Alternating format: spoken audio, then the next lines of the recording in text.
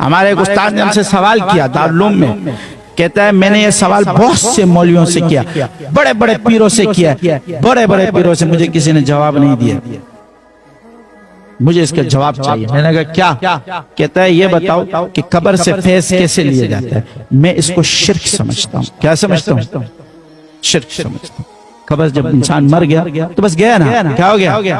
اس سے فیض کیسے لیا جا سکتا ہے؟ میں اس کو شرک۔ آپ یہ نہیں بولا اشرف علی تھانوی رحمۃ اللہ نے یہ لکھا، رشید گنگوئی نے یہ لکھا، قاسم نانوتوی نے یہ لکھا، فلاں، میں نے سب پڑھا ہے۔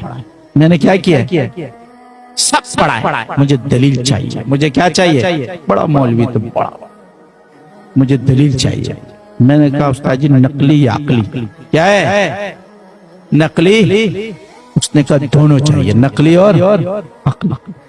میں نے کہا ہم کسی سے بیعت ہوتے، کیا ہوتے؟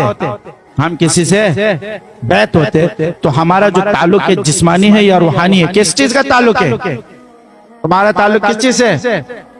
جسم ایک واسطہ ہے، جسم ایک واسطہ ہے۔ ہاں میں نے کہا قرآن نے کہا یسألونک عن الروح قل الروح من امر ربی، روح امر ربی میں سے ہے۔ کس میں سے ہے؟ امر ربی میں سے ہے۔ تو روح قدیم ہے، ہمارا کس سے تعلق ہوا؟ روح کا روح سے تعلق ہوا۔ روح کا کس سے تعلق ہوا؟ روح کا روح سے تعلق ہوا۔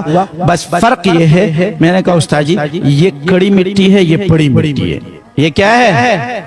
یہ کڑی مٹی ہے، یہ پڑی مٹی ہے۔ لیکن آپ کہتے ہو کہ اس میں شرک ہے، ہم کہتے توحید ہے۔ ہم کہتے کیا ہے؟ توحید ہے۔ کہا کیوں؟ میں نے کہا یہ جو کڑی مٹی ہے یہ متصرف ہے۔ یہ کیا ہے؟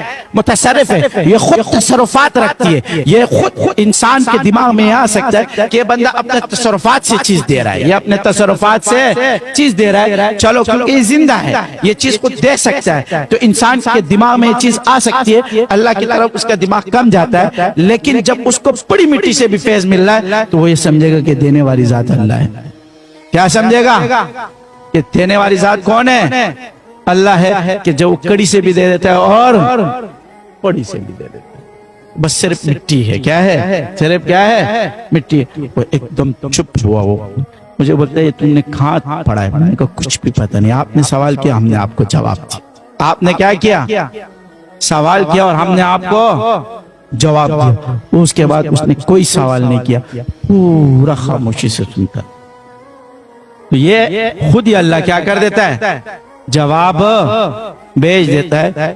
پھر آپ لوگ آگے کتابوں میں دیکھتے رہو۔ اصل کیا ہے؟ اپنے نسبت پر قائم رہو۔ کیا رہو؟